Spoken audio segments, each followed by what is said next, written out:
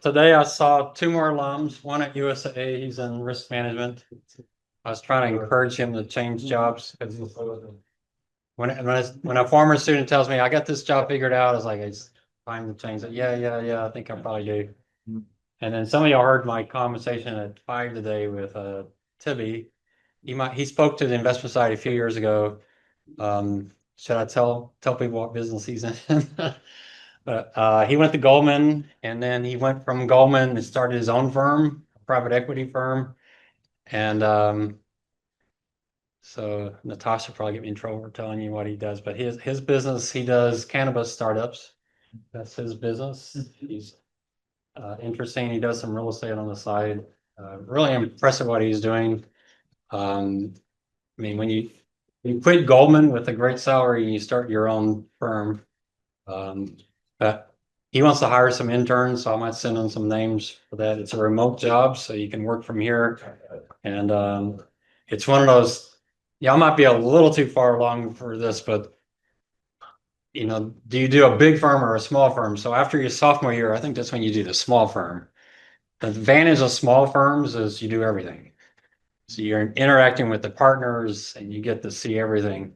And then after your junior year, that's when you want to intern with the firm you actually want to work for. So that's when you do the investment bank, the Goldman, the JP Morgan. But your sophomore year, so it's a little late, but if you have sophomores and freshmen you're talking to, if they're going to do the itty bitty firm, do it after your freshman or sophomore year, because there's huge advantages to give you a great network. You have someone because the thing about Tibby, yeah, he's working for a small firm, but he's got great connections at Goldman and other places. So yeah, I mean, interesting. He says he wants to listen to some of y'all's presentations, so he might be in there on the calls when y'all present. So let's just summarize where we've been so far. I want to make sure everybody's clear what we're doing. I talked to the media entertainment team earlier before about this, but you have your industry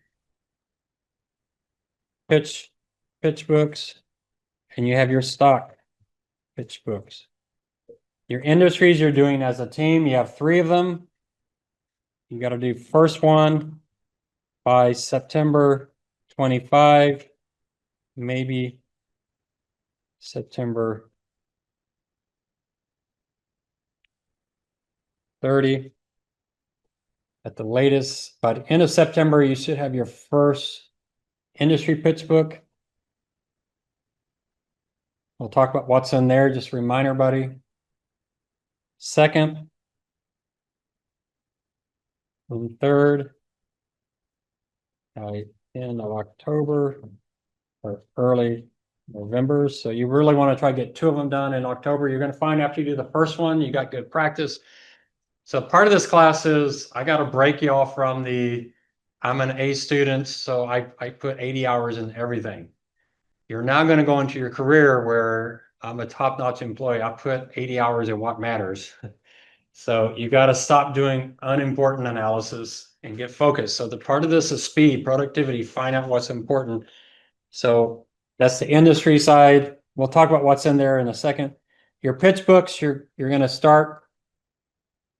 Those were first one in mid-October, second one mid-November, and third one, by end of semester. So we can go into the final schedule and have some of them that week if we need to for presentation. So we can extend into that. Remember on the industry pitch books, what we're after here, you're talking about an industry definition. So earlier today, I was talking to the media and entertainment. We also have travel and leisure. What's the difference between entertainment and leisure? And it gets a little tricky in some places. So entertainment, you think about movies, but Disney also does cruise lines and theme parks. That's more travel and leisure.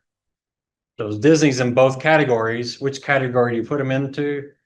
Well, let the GICS decide that for you. So right now they have Disney and the media, but you're going to have those type of overlaps. Where that's going to become important is when you have charts on the industry, things along the lines of revenue, growth, profitability, and market share. That's when you have to try your best, only look at your industry. So if you're doing Disney, leave out the theme parks, leave out the carnival, the cruise lines, and try to just do the pieces that pertain to your particular industry. You can get tough. Some of these industries are a little bit mixed up. We're talking about Netflix and Hulu. You can't really do, but Netflix, where they're starting to do more advertising. That's, kind of more what Google and Meta are doing. How do you separate all these things out? So both Bloomberg and Cap IQ do a pretty good segment analysis. If they don't have it in their segment analysis, it's kind of tough to get the data. Sometimes you can get it going in your annual report, but it's kind of tedious. So don't be perfect, but you can use Bloomberg, you can use Cap IQ. Sometimes you can use Statista we talked about to try to figure out revenue growth. So a good example is on the consumers retail side. You include Amazon, you're going to be including AWS. You want to try to bring AWS out of that because that's not retail. So try your best to try to keep it clean. I think Statista does a pretty good job of keeping it pure to the industry when it does those type of charts. So you want to do that. And then you're going to do key 4 to 6, depending, key issues.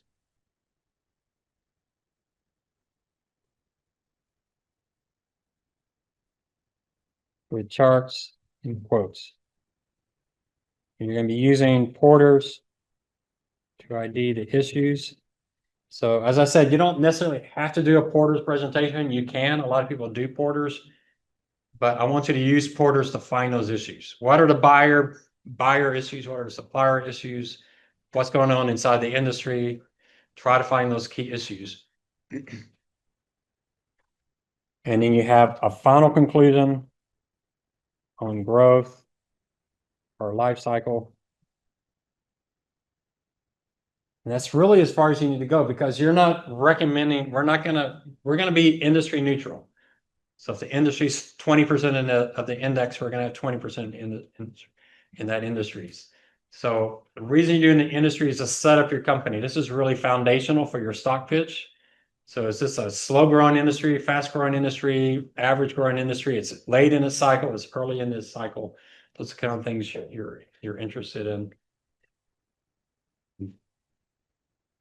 We're talking about on the and the media side, is it possible, media has a big issue on the supply side with writer strikes, actor strikes. And what is media? What could they do to fix all of that? Just replace it all with AI, right? You don't have to worry about it anymore. Let AI. I was telling them, I'm a musician and AI writes better music than pop musicians do today. I don't know why. In fact, my guess is pop musicians are probably using AI to write their music now. It's pretty amazing. AI does pretty good voices. And so can that solve that problem? Well, that's a pretty massive change in that industry. That's going to be a big issue that they're going to be addressing. You're trying to find those key issues.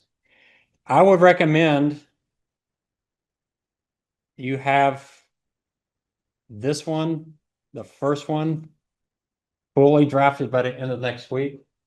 So you're ready to show it to me and your team next week. You need to set up extra time Saturday, Sunday. I don't teach an EMBA class next Saturday. So if y'all want me to come here on Saturday, or we can Zoom on Sunday, but I would get a good first draft so we can decide if you're ready to present on the 25th. We can use the 25th, your team, or the 23rd, the team on the 23rd to actually do your first pitch, or we do it the week after. But I don't want to go past that week after, which is September 30th, I guess October 2nd. I don't want to go past October 2nd. All right. I'm putting pressure on you to get these done. All right. So get that draft done. On the key issues, this week you should know what those key issues are so that this weekend people are researching their issue. You're trying to find charts that support that or quotes that support that, something that helps you to find what's going on with this is this a serious issue for this industry, or this is a great issue for your industry?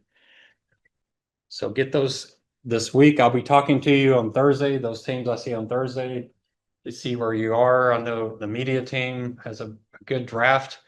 It's all in text, so now they got to convert it, summarize what those key issues are, and convert it into a PowerPoint presentation. But they've got a good start. But by the end of this week, have those all identified, and by the end of next week, have really good. I don't know if it's first draft. Have a really good getting close to your final draft, so you're ready to present the next week if possible. Is that thing doable? I'm not good at reading faces. I always look at as students as like, no way I can do this. No way I can do this. So, but y'all can. You're capable of doing it. If you feel overwhelmed, sometimes overwhelming is because it's a team. So I'm hoping we don't have any team dynamics that are issues. So if that's the case, part of this class is your leadership skills and your ability to bring the team together and, you know, keep everybody moving ahead. So that's part of what you're trying to do. So there's your presentation that we're going to do first. I'm inviting probably 80 alums. We'll invite all of Victory Capital. We will make probably the October presentations. We'll probably make them at Victory Capital. So we'll see when we can do that. It depends on your schedules. We have to figure some things out, but they do want to have a Victory Capital Day where you come in, and that way we have portfolio managers coming over and watching and giving input. And then I have an email ready to go out to the CFA Society of San Antonio, where it's going to ask for more people to come in. So I'm hoping you'll have a couple of advantages there is you'll have people who know the industry asking good questions. I'm hoping we have too many questions for your sake, because if that happens, then I'll give them your email if you give me the approval, so that you can network with them and talk to them afterwards. So I'm hoping someone will say, hey, I want to give more feedback. And yeah, just contact them and talk to them. So I'll give you a chance. And then the third thing is you might, I won't say you might, you will be so impressive, they'll want to hire you. So that's the third advantage. So it's kind of like an interviewing process for you to show off what you're doing. So I'll let you know how that goes. I haven't sent out the email yet. I've got it all drafted. It's ready to go. I just can't, they just haven't sent it out yet. So hopefully pretty soon. Okay. Is it maybe good time maybe to announce if anyone wants to present at the investment society? Oh yeah. Some of you are investment society members. We're hoping investment society meets Wednesdays at 7:45, starting tomorrow night, right? Yeah. First meeting tomorrow night.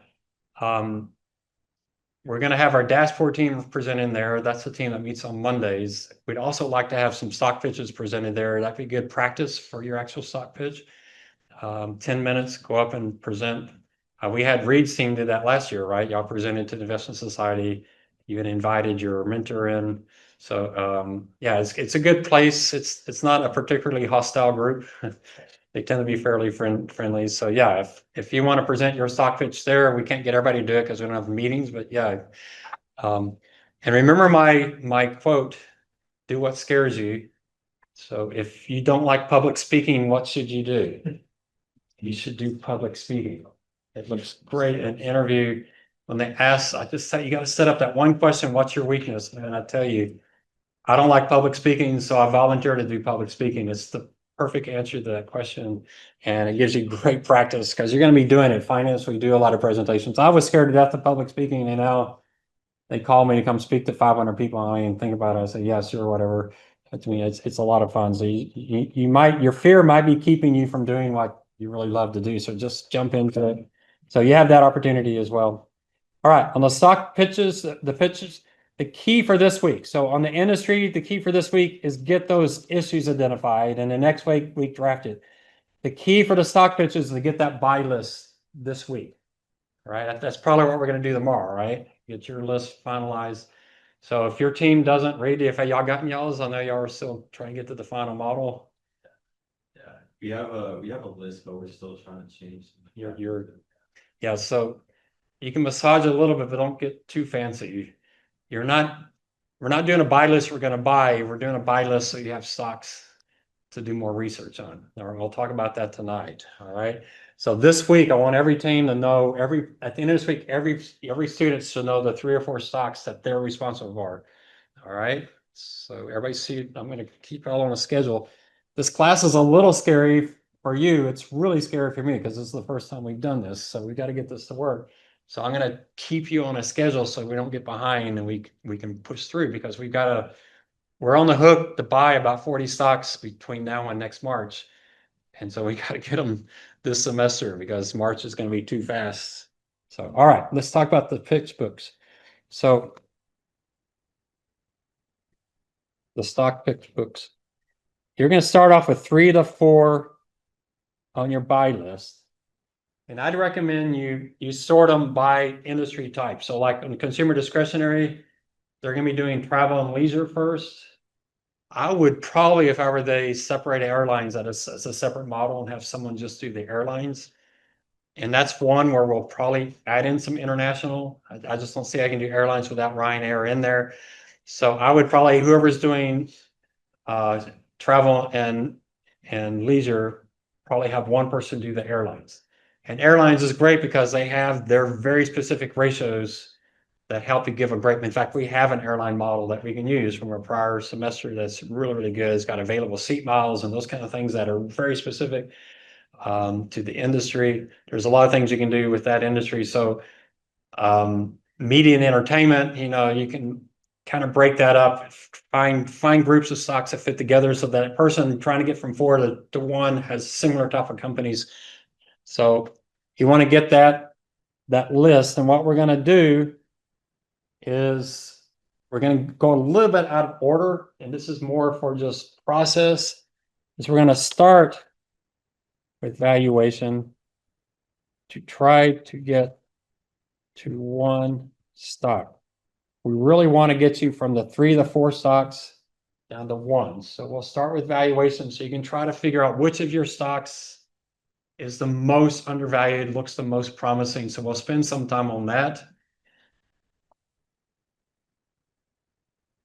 And then once you have that, then you can go through the more detailed analysis of your company, and we'll talk about where to do that.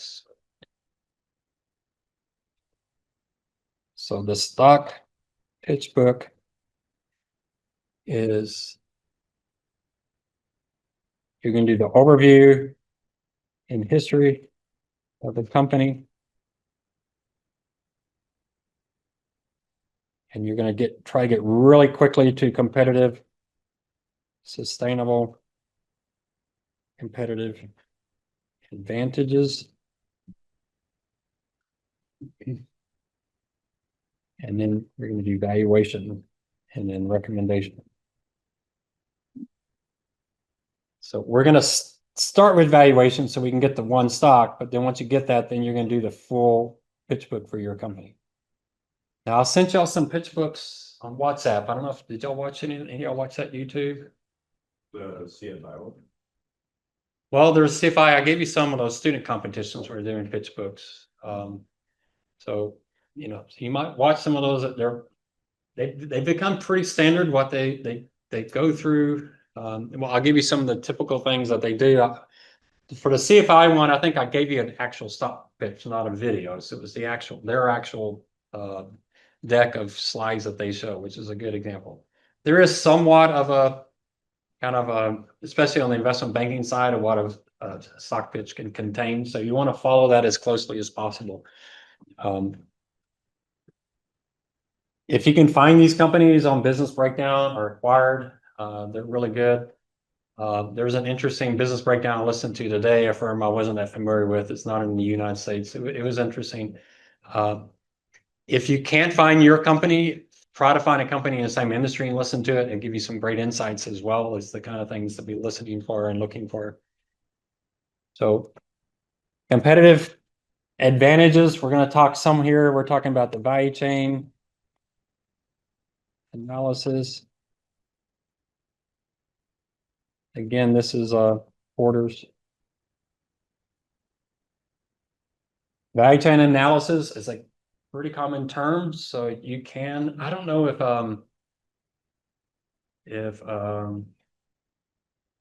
what the industry research that Natasha set up for us from the library, if that has value chain management links there.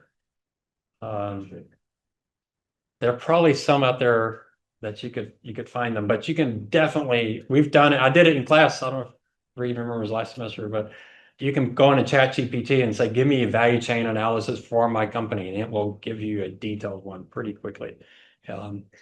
We'll talk about that some night tonight. Closely related to that is economic moats. Very lot of overlap between those two. You're essentially asking, where is this company particularly strong, and how do they keep competitors from taking over that advantage? Is it competitive advantage, and is it sustainable? So economic moat means it's sustainable because they have some way of keeping people out. So you're looking for that. On their valuation, obviously we'll do discounted cash flows, and we'll do relative value.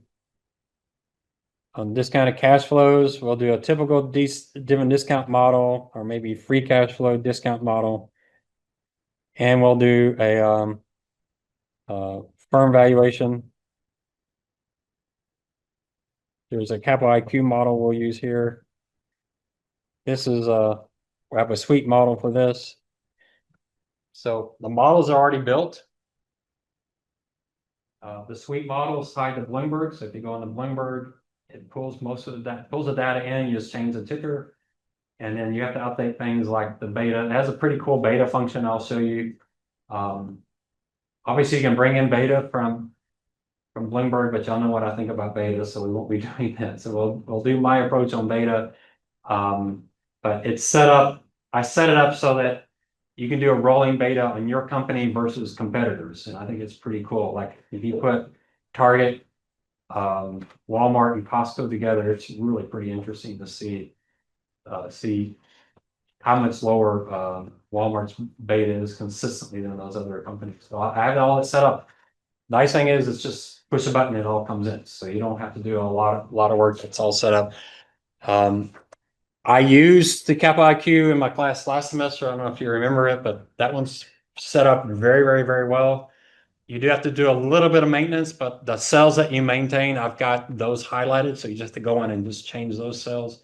So we've got two pretty good models here for you to use. On both of these models, we'll be doing scenarios, best case, worst case, expected case.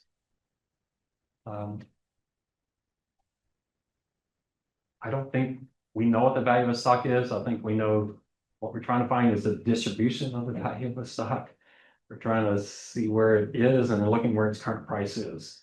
I did an EMBA class where I was on the panel. They were doing their company ideas. I can't remember if I was on the panel, I was just watching, but one of the panelists, and this is a startup company, and one of the panelists says, well, how much is the stock? How much is it worth? What's your valuation? And one of the students had been horribly corrupted by me. He goes, I don't know, 10 million bucks. He says, how can you present if you don't know the value? What's the value of a startup? It could be $1 billion, it could be zero. Who knows? It's likely to go out of business, right? So, we don't really, to know the value of Alphabet, you got to forecast out about 100 years. Y'all know where Google's going to be in 20 years, 50 years. So it's a lot of uncertainty. It's a distribution. You're trying to see where the stock's price versus that distribution. NVIDIA is practically impossible to value right now, but you can get a range on it. Walmart can get a title range. So I like the scenario approach, which means what you'll do is you'll run these models, but you'll get 3 or more distributions out. You can do an entire data table evaluations. We do that sometimes just to get a sense of what could this stock be worth. When I do an Alphabet, my ranges are pretty wide. In Alphabet,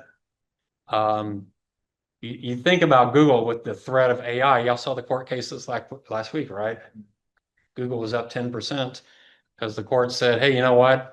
They're really not a monopoly because AI is going to take them out. So AI finally helped them, but that's kind of the issue is, have y'all gone in the searches now? What's the first thing you always see in a search? Yeah. AI Copilot, right? It's no longer going to Google monopoly. So scenarios are there. When we used to do these stock pitches in the investment society, I had one CFA come in. He didn't like these ranges. Says, don't tell me it's between 70 and $130. Tell me how much it's worth. So he didn't like that at all. I'm in the camp that, let's be honest, we're talking about forecasting out 100 years on something that, if I've been looking at Intel 20 years ago, I would have been way off. I would have thought, oh, man, they're going to take over the world. It's the greatest company ever. It's Intel inside. It's wonderful. And here we are, it's struggling to survive. So yeah, it's pretty tough. Or even Lululemon 3 years ago, right? Taking a world is wonderful. Everybody loves them. They're going to do men's clothing now. They're going to do children's clothing. Man, everybody loves them. They're wonderful. And now they're has-beens. So, do scenarios. Same thing on the relative value. We'll talk about that. This is a suite model. I already have it set up. It will do, you have a choice. We'll talk about this. We'll do a whole class on relative value. It has PE, price to book, EV to sales, and EV to EBITDA. It has those four things set up, and you'll pick it depending on your industry, what makes sense. And we'll talk about which makes most sense, or like retail versus industrials. And it's all set up to do the relative value for you. So all you have to do is change the ticker and the whole thing populates. So it's ready to go. And this relative value will actually feed into this model, because a big part of this model is relative value after 5 years. So these things somewhat tie together. So the valuation, the key with the valuation is the football chart. Have y'all seen a football chart before? Who's done a football chart? I guess Reed has. What class did you do football chart? Oh, and the CFI itself. Yeah. Oh, I haven't gotten that far yet. I'm doing them while I'm practicing my instruments, and then when the exam comes up, I don't know what to do. I can't do both. So I've gotten stuck. I'm stuck on the Excel exam because I don't have time to do it. Do they show you how to do the football chart? Yeah, I can. I'll probably find a video to show you how to do it. It's pretty much common. You see it all the time now. It's a really good approach. I know Reed's team did it in their presentation for the season. Probably all the teams did. I don't know if I saw a team that didn't do that. So you want it in there because it's pretty standard. So we'll do football chart. The goal is to find companies that are generally to the left of your football charts. So you're gonna have scenarios where they're a little expensive, but you're trying to. The whole key here is downside risk versus upside potential. What's the term we use in finance? Anybody know this phrase?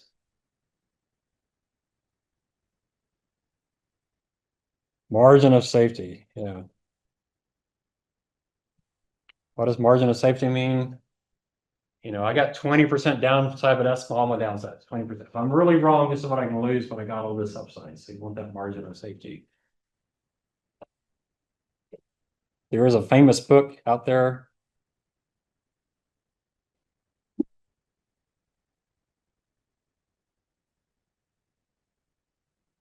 Margin of safety. If y'all want to buy it for me for when I retire, you can.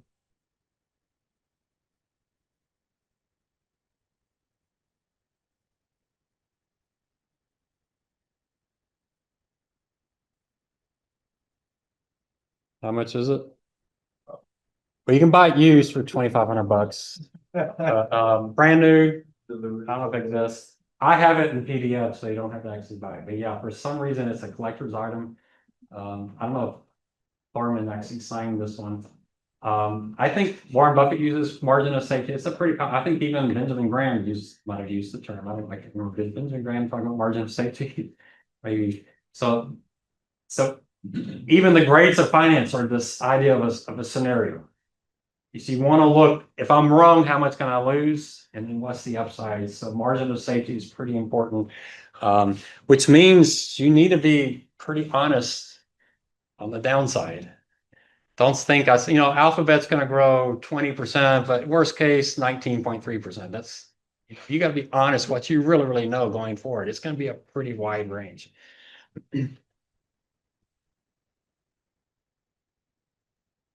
All right.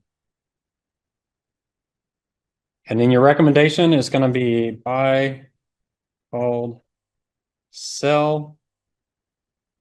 And if you do hold or sell, you will have a target price. So what is that price that if it hits it, we can buy it, we can put in limit orders. If you got a stock trading for 50 and say, hey, if it hits 45, buy it, we can go and put that 45 trade in now. We can't do options. I wish we could do options. I wish we could sell options at 45 and,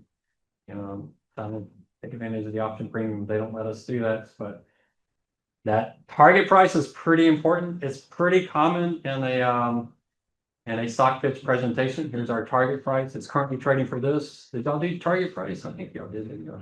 Who's 1 year target price? I don't think y'all showed the range, but y'all did the football chart, but you kind of somehow figure out, and it's not obvious, you kind of figure out a target price from your football charts to figure out at what price am I confident to buy this thing that it makes sense, right? So I'll show you some not pitch books, but security analyst reports that you can just see the typical way that they're written.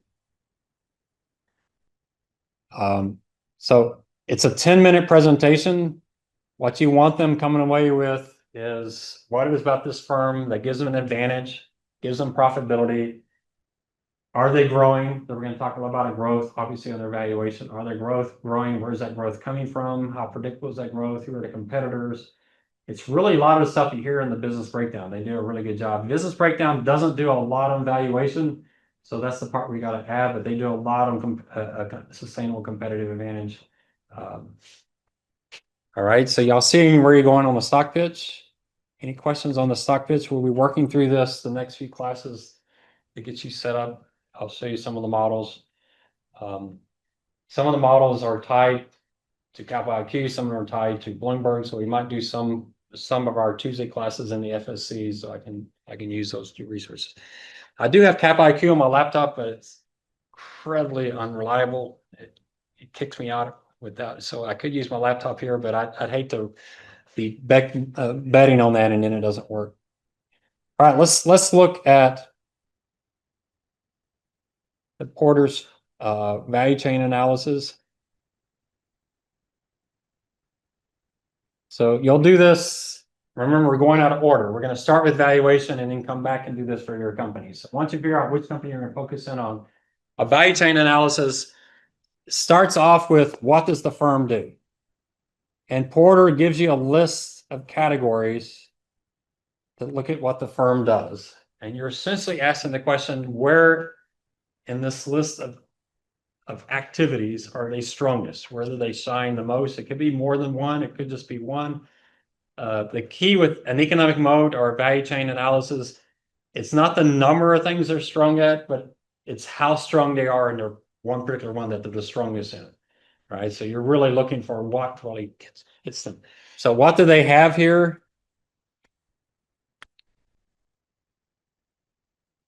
Let's see if we can expand this out. Oops, sorry.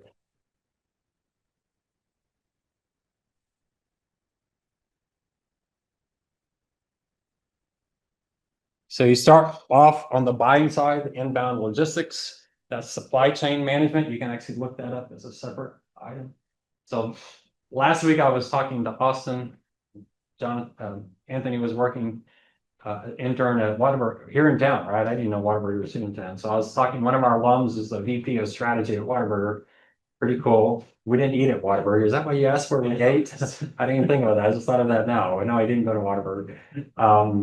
But a strategy, but he actually worked in supply chain. So where does Whataburger get their supplies? Do they go to cattle farmers? They go to middlemen? So that's one of my questions. Do you have contracts with actual Texas cattlemen? Says no, we buy from a middleman, but we have our process because we buy so much, we get a pretty good deal. And I asked, would you switch to another provider? Unlikely, but what does Whataburger do that what McDonald's doesn't do? Well, related to the supply side, I think some McDonald's do. You go McDonald's, it's sitting there in the bin with the light on, right? What does Whataburger do? It's frozen and they prepare it, which is an advantage because it's fresher. It's a disadvantage because it takes them longer to make the hamburger. So he was talking about that. So is that important to Whataburger? And their competitive advantage? Do y'all like Whataburger hamburgers better than McDonald's hamburgers? Is it the freshness of the beef that makes the difference? Does that supply chain impact the cost of their product and how expensive it is? Same thing with the bread, the onions, everything else. So he's worked, I told him, man, you can be the next CEO of Whataburger. So he's been working in those different departments. That's exactly what a CEO does. He's a finance person, but he was on the supply chain side. Now he's on the strategy side. Really interesting conversation. I don't think a Whataburger is particularly exciting, interesting company, but every company is interesting and exciting. Whataburger does have some franchises. I didn't realize that, about 20%, whereas McDonald's is like 80% franchise. That's interesting that they do that. They're starting to move into other states. Everybody loves them in Texas. And so how you can do other states is as well, when Texans move to other states, we don't have to advertise because they know Whataburger and they bring all their friends. So, you know, as long as we stay close to this. So, but that's supply chain. I talked about, you know, how do you manage that? And he had that as part of his business. Pretty important to a firm like a restaurant or retail store. How do you get that inbound? What does Costco do here? What's their big advantage? Limited SKU, right? They have a SKU of 3,000 versus 100 and something thousand. What does that do? If you listen to the business breakdown and the acquired, Costco is the biggest purchaser of a lot of these products. You would think Walmart would be or Amazon, but Costco is. Why? Because they only have 3,000 vendors. And so if Walmart has 100,000, they have 3,000, they're going to be much more concentrated. In fact, I don't do Costco much anymore, but I think things like mixed nuts, you only have one choice, right? And that's it. You don't have 3 or 4 or 5, 6 different brands you have, and it's probably a Costco brand, right? So that helps them on the inbound side. Then you get into operations. That's when you actually produce the product. What is that like? What does that look like? That's where Whataburger, they're trying to figure out how to speed up the throughput. So we have these fresh hamburgers, which is great, but it means it takes us an extra 5 or 10 minutes to make a hamburger versus McDonald's. How can we get faster? So he told me, I'm probably giving inside information, but they now have this new machine that will cook both sides of the burger all at once and spit it out so they can cut the time in half. That's pretty important to them. Yeah, that's interesting. So that's the operation part. Then the outbound, how do you get the product to the customer? That's the distribution side. Sometimes it's pretty obvious if you're a retailer and you have a store. For Whataburger, they're using DoorDash, they're doing mobile. I discovered if you go through their drive-through on a bicycle, they just ignore you. That's kind of irritating to me. Both them and Bill Miller's just completely ignored me, but I was there like, hello. But distribution, I was talking to Austin Crocker. My recollection is the first QSR to accept credit cards, at least in San Antonio, was Whataburger. And that was pretty cool. Y'all probably can't believe that there was a time where fast food restaurants didn't accept credit cards, but they didn't. But Whataburger was one of the first, and then McDonald's did, and the others. That's the outbound, right? It's a service to your customers, so you get more customers. Does Whataburger have a huge advantage in any one of these three? That's what you're trying to figure out. Is that the secret to Whataburger, or do they do it like everybody else? You go through each one and you're trying to figure out what they're doing. Then you have marketing. So if you look at one thing I love about Capital IQ, if you do Nike and Adidas or Adidas, how do y'all say it? I think it's Adidas, but I say Adidas. That's the way I learned it. But if you look at Adidas and Nike, Capital IQ will give you their marketing budget. And you can do that as percentage of sales. And it's really pretty interesting how consistent those two companies are. And then you can find other companies. What is their marketing budget?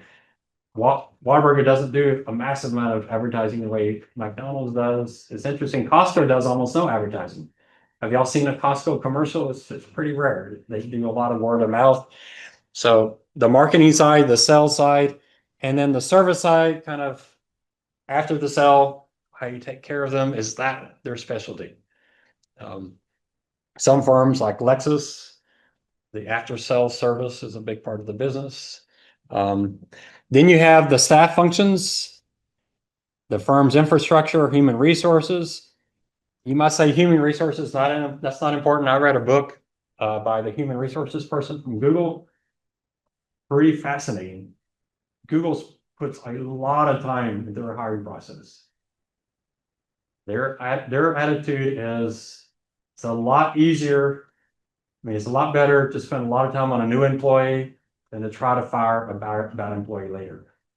We'd rather set it up and do really well up front, and so they go through a long process. It seems pretty overkill to me reading his book, but you go through several layers, and they want to make sure you are a Google employee before they hire you. Now I noticed that where I ride my bike, one of the houses there, they own a Chick-fil-A. And I was talking to him about hiring employees. I said, why are Chick-fil-A employees so much better than McDonald's?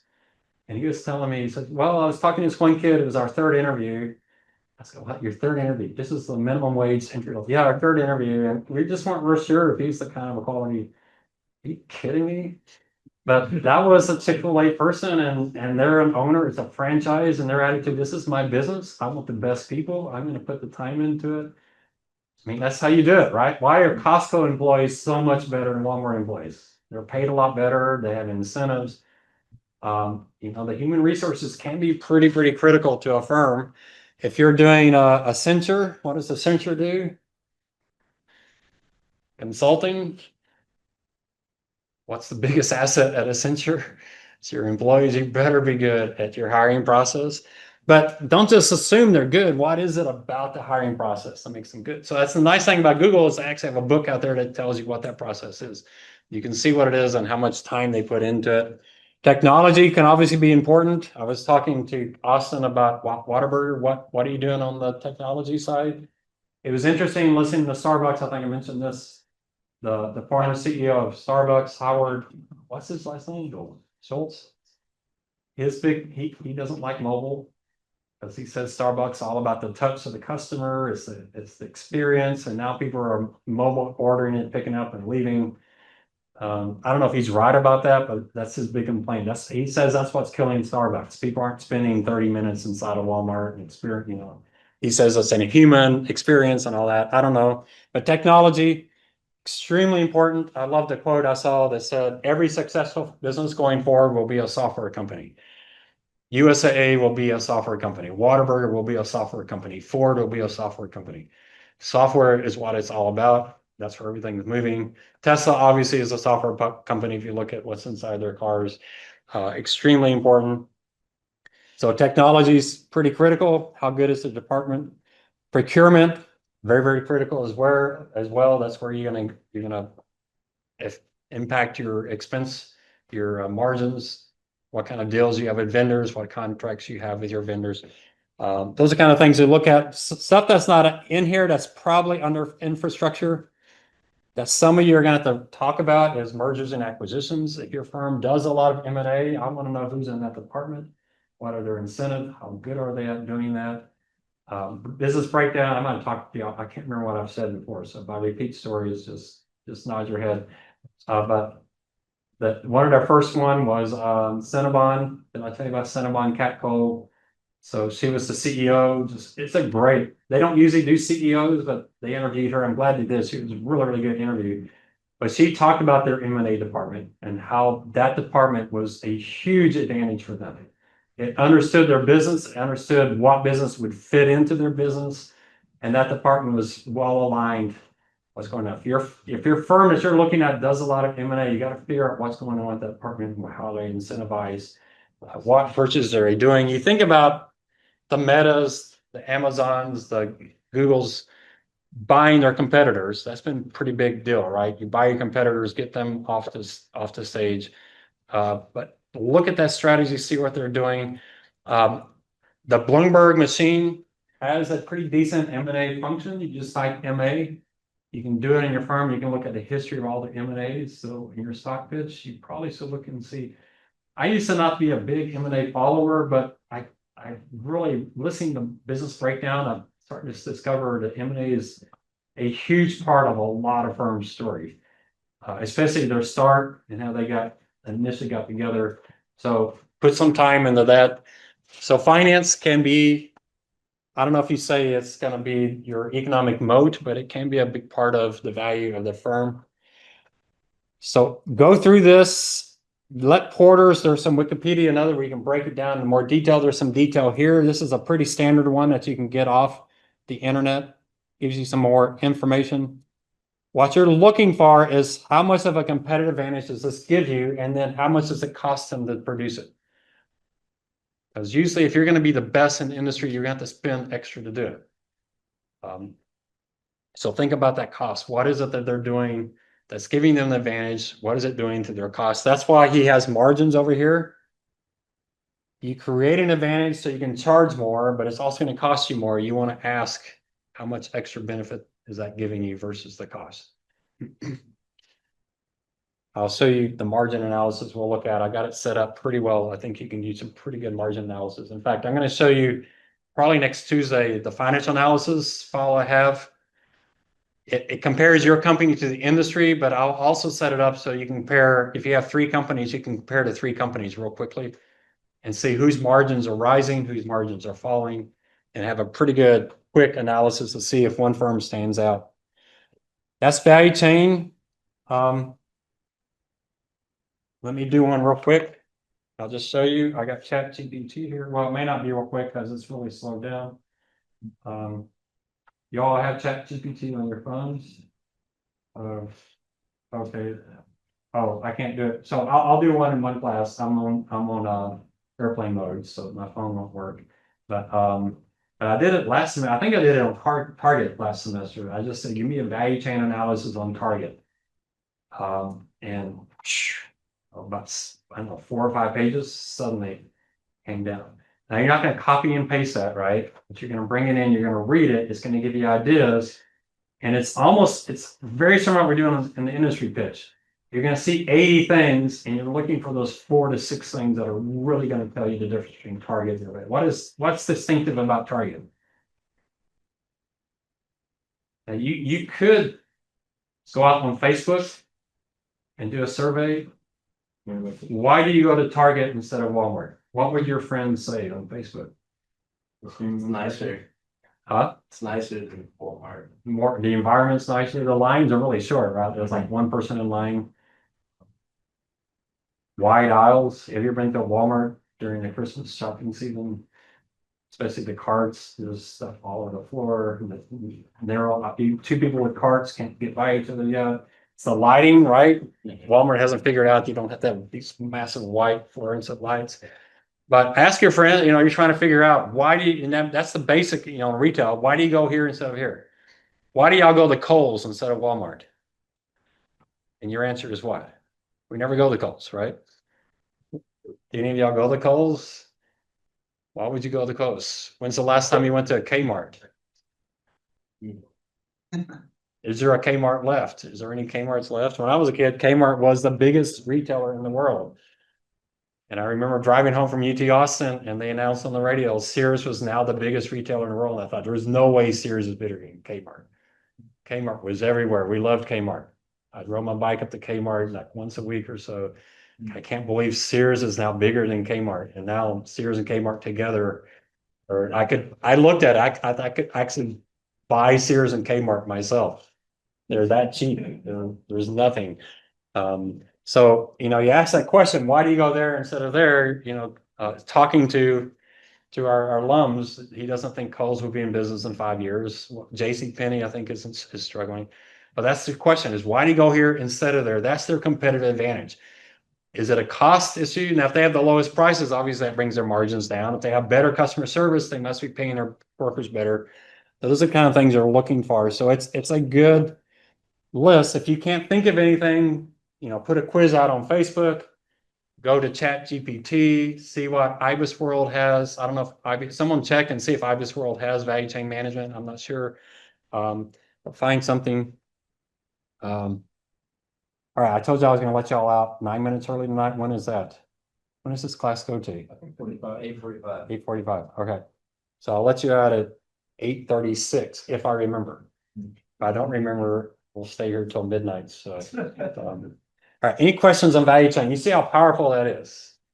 These templates it's not that you do the template, present the template, you use the template to help you come up with what you're gonna assess. It gives you ideas to think about the company. All right, let's talk about, yeah, he talks, here's the cost drivers. So you can find this out on Wikipedia if you want some more details. I'm gonna go through each one of them because it's kind of a long list.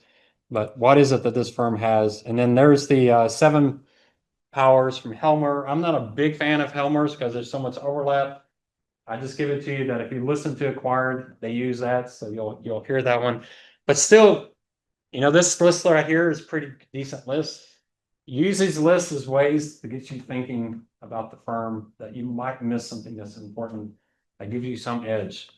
So when you're a security analyst, you're not just looking for cheap stocks. So they have a sustainable competitive advantage. Well, every investor knows that.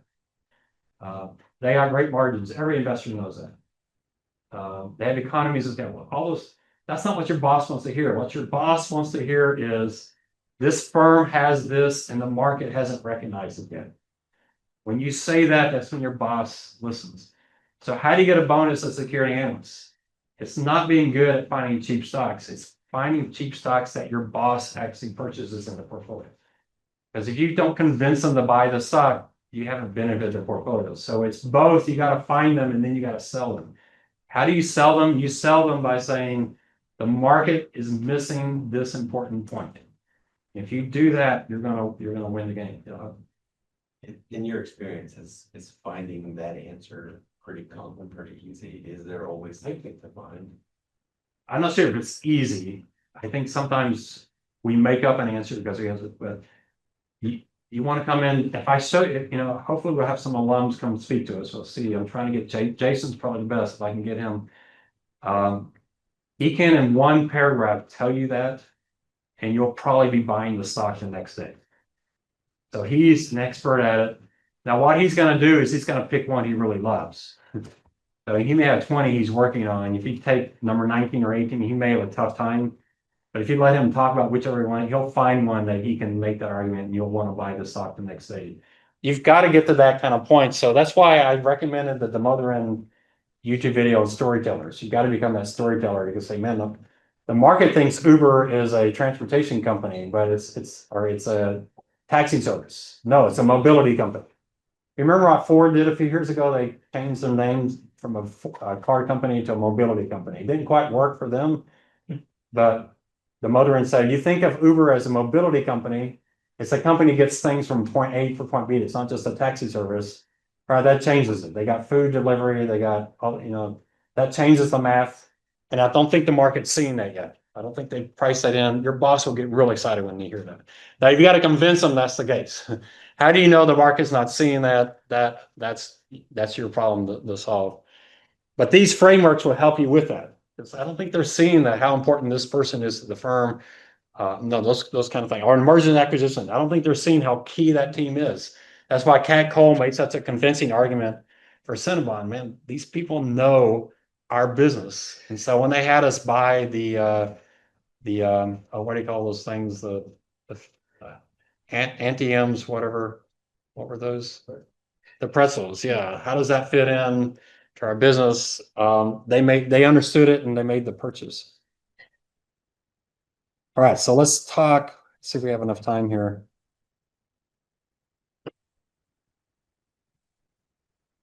So economic moat.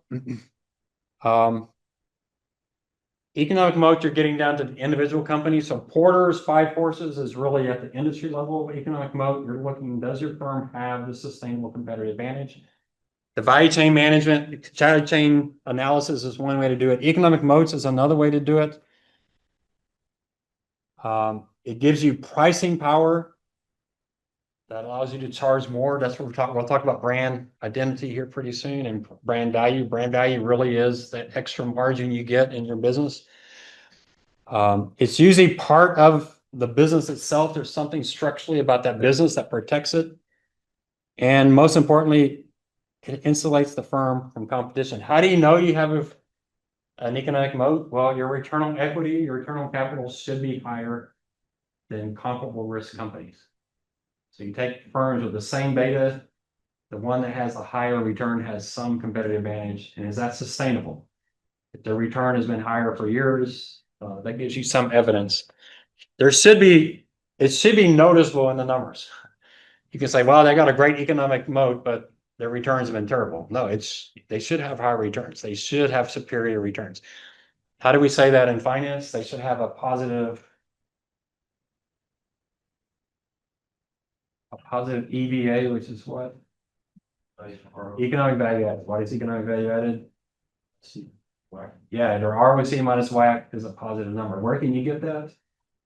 You go into Bloomberg and type WACC, and there it is.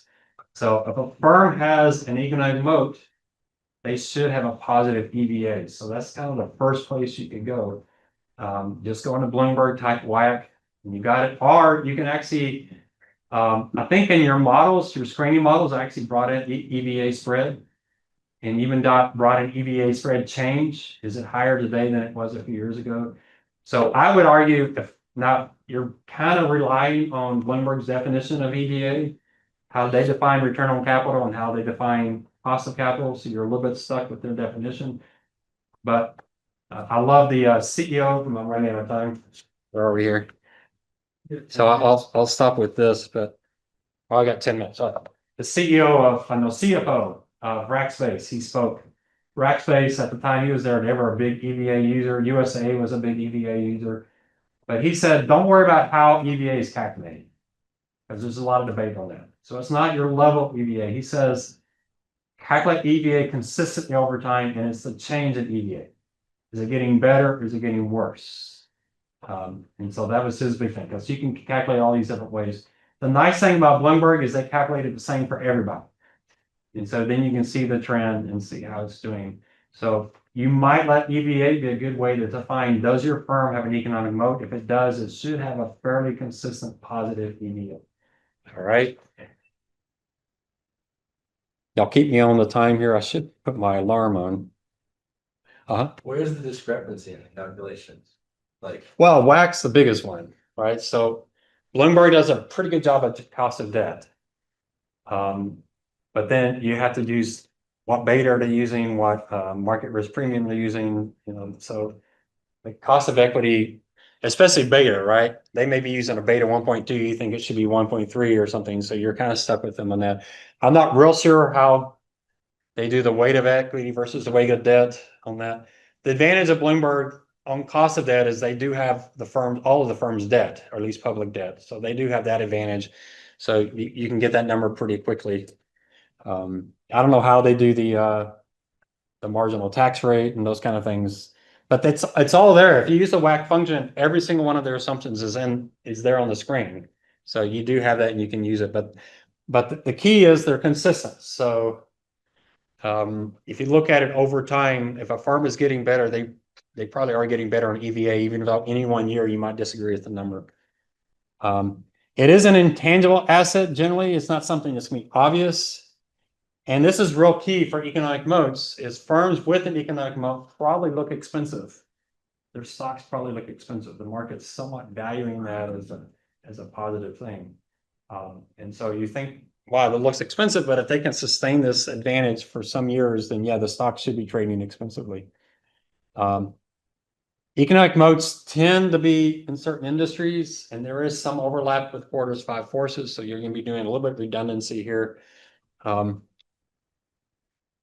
Warren Buffett, the former CEO of Berkshire Hathaway, I think, is he former or going to be former? In a couple of months, right? So he's a big EVA. I mean, he's a big economic moat person. He insults us finance people, but so he says there's no formula for economic moat. It's a subjective thing, but I kind of give you a formula. You should see it. You should see it in the numbers, even though you can't go and say, here's the economic moat right here in the numbers. So what are the sources? Some obvious ones are patents, licenses, exclusive distribution systems, those things where you're protected by law or by contract. All right. So obviously, Eli Lilly, what do they have? Are they the Ozempic? Or are they the other one? I get them mixed up. So they have a new drug, right? Pretty lucrative drug. They got a patent on it. That's going to give them a huge advantage. So pharmaceuticals are in that category. Licenses, exclusive distribution systems. This is usually what we think of first. The problem with patents and licensing these kind of things is governments tend not to like them. And so, you think about Google and some of the issues they've been having, and Apple and some of these tech firms that exclusively deal with one business. Governments come in and say, you got to split you up. We've got to kind of break them up and release their power. But there are some industries that's pretty critical. Utilities are granted a monopoly, and so that gives them, amazing protection from competition. But at the same time, the regulators come in and tell them exactly how much they can earn. So they probably don't have positive EVAs because the government's essentially going to give them their cost of capital. So they have protection from competition, but the cost of that is government regulation. So just because they have protection from competition doesn't mean they're going to have an economic mode that gives them a higher return on capital. Exclusive distribution systems, there's been a lot of lawsuits with Apple and Microsoft and others, just, on how they deal with their software. License contracts provide protection, but they also contain restrictions. So there are limitations to that to get above cost of capital. We'll talk some, this might be where I'll stop. We'll talk some of them brand identity. Here's a place you can definitely go out to websites. And these brand identity websites, I'll show you some of them. They're pretty easy to use. You can just put in your company and see what they think that is. So what is the value of a brand? We talked about that. It's the present value, that extra margin they get because the brand identity that they have. The brand can come from the status. The product doesn't have to be all that good, just the status. It used to be, I've never bought anything from Tiffany's, but if I did, just having it in the box, it's pretty nice. I remember once I don't go to baby showers much, but I went to one. And I said, what can I get? And they said there was a baby bag you could buy from Macy's that people love. I said, you gotta be crazy. And I went and bought it. And they opened, that's probably the only baby shower bit. And the whole room went crazy when they saw this baby. Like, it's a bag that holds diapers. I didn't get it. It didn't make any sense to me. But for some reason, they're going to look really fancy carrying that baby bag around. Trust, Moody's has an enormous. No, this is from Macy's, so I don't know that. Moody's, I don't think Moody's is a great company. So when we get to that, I don't know what category they're in, but after the 2008 crisis, the government tried to create new competitors on the rating agency side. And here we are almost 20 years later, and it's still Moody's and S&P. Why? Because they have historical data. They can prove they're really good at what they do. Amazing trust. People trust them. It's an amazing firm. They make a lot of money, and they're very protected from the competitors. Or it reduces buyer search time. You're in the grocery store, Tide is $2. There's some off-brand that's $1.95. You're like $2. It's a nickel. I know Tide. I see the commercial. I know it works. Why should I'm not gonna stand in this aisle for 30 minutes figuring out the best detergent. Tide's good enough. Going to save me, it's an extra nickel, big deal. I'll just do it. So those are the places. So we'll talk a little bit more. We'll start here next class. We'll start here next class on brand identity, and I'll show you some websites that you can use.